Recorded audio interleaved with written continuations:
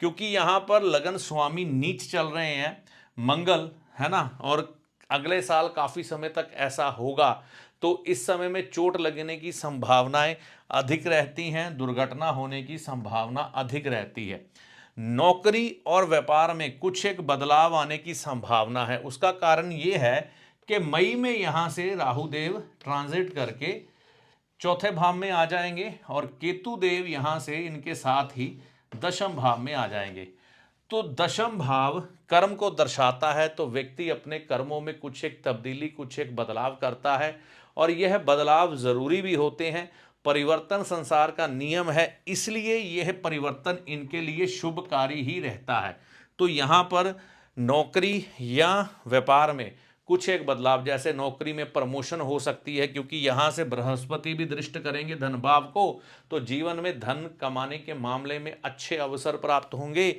और यहां से जब बृहस्पति देखेंगे धन भाव को, तो व्यापार में भी वृद्धि होने के यहां पर मौके बनते हैं। जीवन साथी को धन लाभ होने की संभावना है।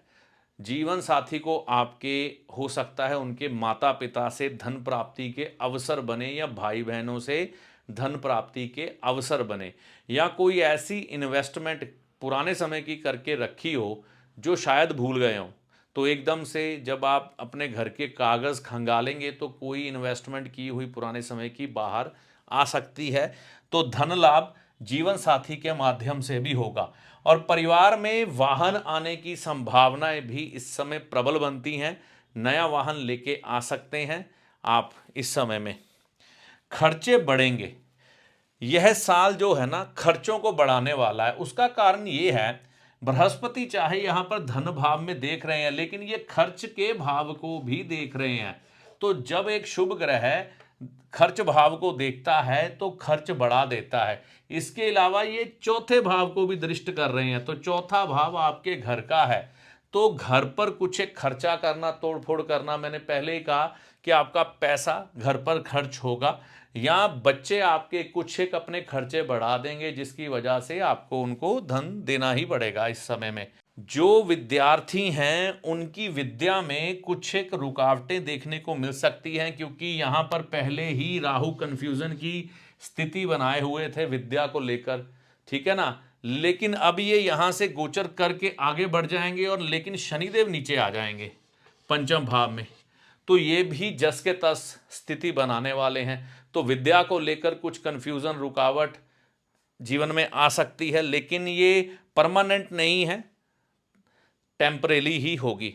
संतान पर ध्यान दे, ये भाव संतान का भी है, तो संतान के संबंध में चिंताएं बढ़ जाएंगी। उसकी कैरियर को लेकर कोई अगर व्यक्ति बुजुर्ग है तो बच्चे का जीवन सेटल करने के लिए थोड़ा चिंतित रहेगा। अगर कोई संतान प्राप्ति की तरफ बढ़ रहा है तो उससे संतान प्राप्ति में इस समय बाधाओं का सामना कर सकता है ऐसा व्यक्ति। और अगर प्रेम संबंधों की बात करें तो यहाँ पर प्रेम संबंधों में भी कोई ना कोई टेंशन, कोई ना कोई रुकावट पड़ सकती है। तो यहाँ पर मुख्य चीज़ें ये थी।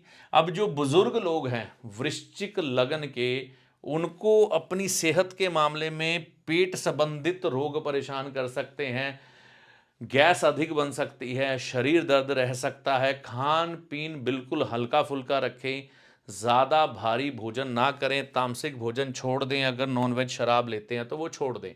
अब कुछ एक उपाय जो वृश्चिक लगन वालों को कर लेने चाहिए उस पर ध्यान देते हैं।